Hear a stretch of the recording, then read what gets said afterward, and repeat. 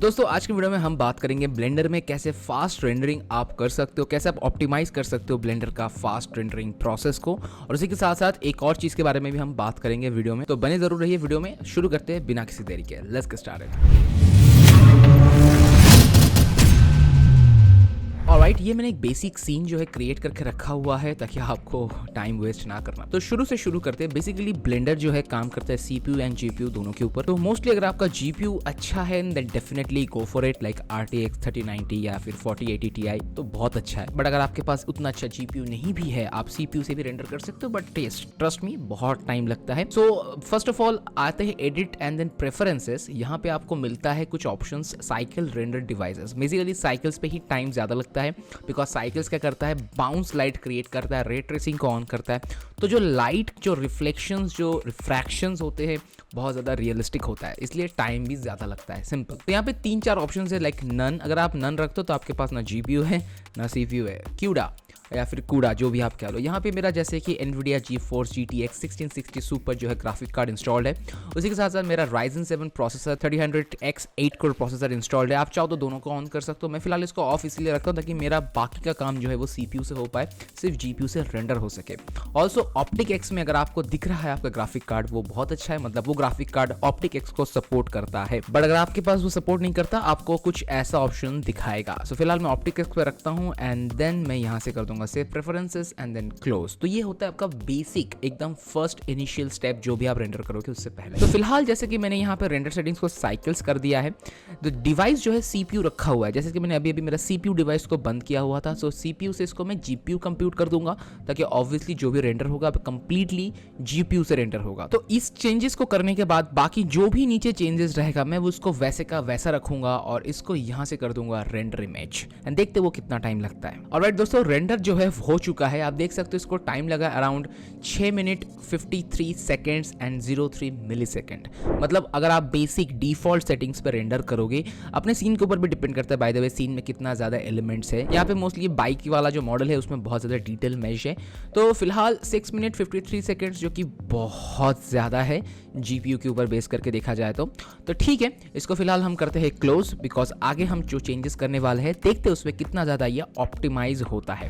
तो first changes जो मैं यहाँ पे करूंगा रेंडर को थोड़ा और फास्ट करने के लिए वो होता है नॉइज थ्रेशोल्ड। यस, ये बहुत इंपॉर्टेंट है। जैसा आप देख सकते हो सैम्पलिंग एक आता है व्यू पोर्ट में, वहां पे भी आता है नॉइज थ्रेशोल्ड जो कि है 0.1। उसके नीचे आता है रेंडर जिसमें नॉइज थ्रेशोल्ड है 0.01। अब आप पूछोगे ऐसा क्यों? बिकॉज अगर ये 0.01 होता है ना तो आप व्यू पोर्ट में भी ढंग से देख नहीं सकते। तो यहाँ पे नॉइज थ्रेशोल्ड जो रखा हुआ है 0.01, इसको मैं ज्यादा नहीं, इसको मैं सिंपल 0.1 ही कर दूंगा एंड देन एंटर मार के अगेन सेम रेंडर इमेज पे क्लिक करूंगा एंड देखते हैं ये कितना टाइम लेता है। एंड गाइस ट्रस्ट मी, आप देख सकते हो इस इमेज रेंडर हो चुका है और सिर्फ 22 सेकेंड 62 मिली सेकेंड ये ले रहा है रेंडर करने के लिए। एंड ऑनेस्टली स्पीकिंग ये फुल HD पे रेंडर हो रहा है और मुझे तो ज्यादा कुछ डिफरेंस नहीं लग रहा है। फिलहाल आप स्क्रीन पे देख सकते हो एक में नॉइज थ्रेशोल्ड 0.01 पे सेट है और एक में 0.1 पे सेट है। तो दोनों में डिफरेंसेस आप क्लियरली देख सकते हो। मुझे तो फिलहाल दोनों एकदम ही सेम लग रहा है। अब बाकी आपके ऊपर है आप कौन सा यूज करना चाहो इसमें। दोस्तों आगे बढ़ते हैं, अभी इसको थोड़ा और ऑप्टिमाइज करते हैं। तो इसको फिलहाल क्लोज करेंगे। अभी मोस्टली इसको करने के बाद अगर आप मैक्स सैंपल्स को ना फिलहाल बहुत कम कर सकते हो, लाइक 64 कर दोगे ना, ट्रस्ट मी ये और जल्दी रेंडर हो सकता है। डिपेंड करता है अगेन आपके रेंडरिंग के ऊपर। तो अगेन इसको रेंडर इमेज करके देख लेते हैं कितना जल्दी ये रेंडर करता है। तो लास्ट टाइम इट वाज 22.62 यहाँ पे दिख रहा है and guys this time render is done and आप देख सकते हो इसको लगा 15.12 seconds. Oh my God. And उसी के साथ साथ क्वालिटी जो है वो एकदम लाइक मुझे तो ज़्यादा कुछ डिफरेंसेस नहीं लग रहा है। फिलहाल आप लास्ट रेंडर देख रहे हो लेफ्ट साइड में एंड राइट साइड में करंट रेंडर देख रहे हो। दोनों का टाइम डिफरेंसेस भी आपको स्क्रीन पे क्लियरली दिख रहा है। ऑलराइट, अब इसको क्लोज करते हैं, देखते हैं इसको हम कितना और ऑप्टिमाइज कर सकते हैं। हालांकि रेंडरिंग के बाद जो डीनॉइज होता है वो डीनॉइज बहुत ज़्यादा पावरफुल है। इसके लिए जो क्लैरिटी में ज़्यादा कुछ अंतर आपको देखने को नहीं मिलता। बट गाइज आगे बढ़ने से पहले जैसे मैंने शुरू में कहा था वीडियो में एक सरप्राइज है।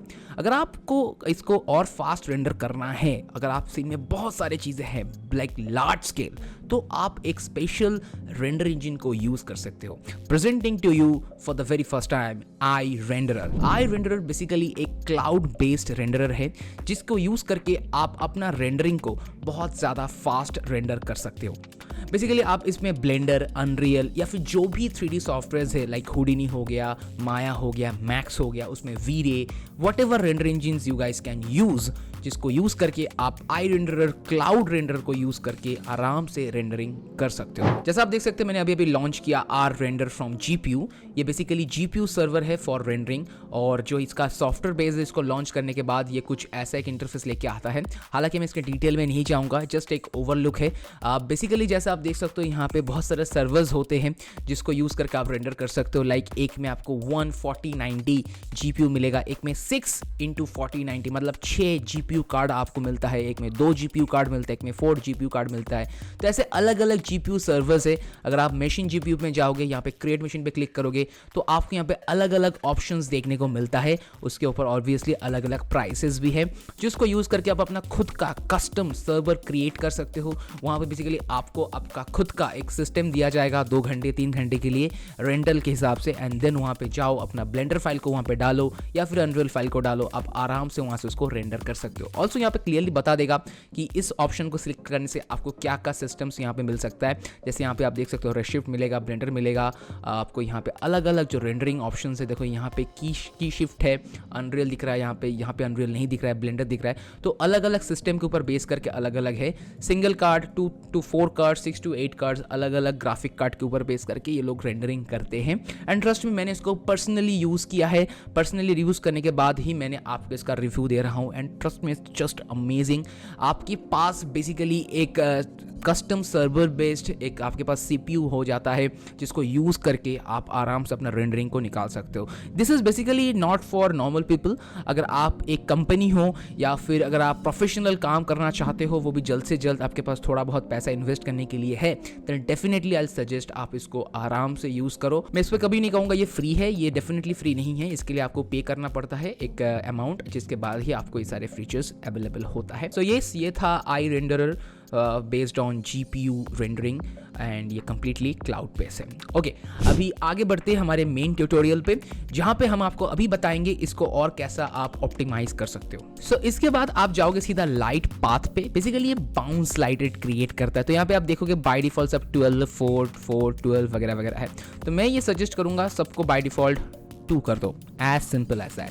और जैसे मैंने शुरू में कहा था, आपके सीन में अगर रिफ्लेक्टिविटी है देन डेफिनेटली उसको ऑन रखो। जैसे मेरे यहाँ पे कांच है, लाइक ग्लासेस है, तो यहाँ से ऑब्वियसली रिफ्लेक्टिविटी है, तो डेफिनेटली मैं इसको ऑन रखूँगा। बट अगर आपका उसमें रिफ्लेक्टिविटी नहीं है, आई हाईली सजेस्ट इसको ऑफ कर दो। बहुत ज़्यादा रेंडरिंग टाइम यहाँ पे बचता है। ओके, इसके बाद आप सिंपल इसको एक और बार रेंडर करके देखते हैं कितना ज़्यादा कम टाइम में कंज्यूम कर रहा है।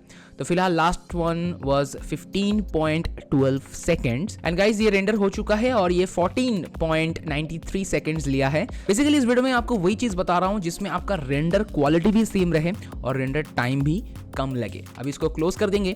अभी एक और, इनफैक्ट 2 और बचा हुआ है। तो एक आता है यहाँ पे फास्ट GI अप्रोक्सीमेशन। अगर आप इसको ऑन करते हो, बेसिकली आपका सीन का लाइटिंग जो है वो थोड़ा चेंज हो सकता है, लेकिन ट्रस्ट में ये आपका जो बाउंस लाइट के साथ साथ जो ambient occlusion GI basically final gather होता है, तो GI अप्रोक्सीमेशन को जो है ऑन करने से आपका रेंडरिंग फास्ट तो होता है, ये एक अलग टाइप का आपको रेंडर देखने को मिलता है। तो इसको ऑन कर दो।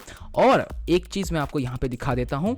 अगर आप परफॉर्मेंस पे जाओगे, यहाँ पे डिटेल में जाओगे, तो वहाँ पे आपको मिलेगा फाइनल रेंडर। यहाँ पे आपको सिंपल ये जो ऑप्शन है प्रेसिडेंस डेटा, इसको अगर ऑन करोगे, बेसिकली ये स्टैटिक सीन के लिए काम आता है। अगर आपके सीन में कोई एनिमेशन नहीं है, सिर्फ कैमरा एनिमेशन है, तो इसको आप ऑन करो तो बार बार जो ये पीछे इसको कैलकुलेट करता है वो कैलकुलेट नहीं करेगा, आराम से इसको रेंडर करेगा। तो अगेन इसको रेंडर करते हैं।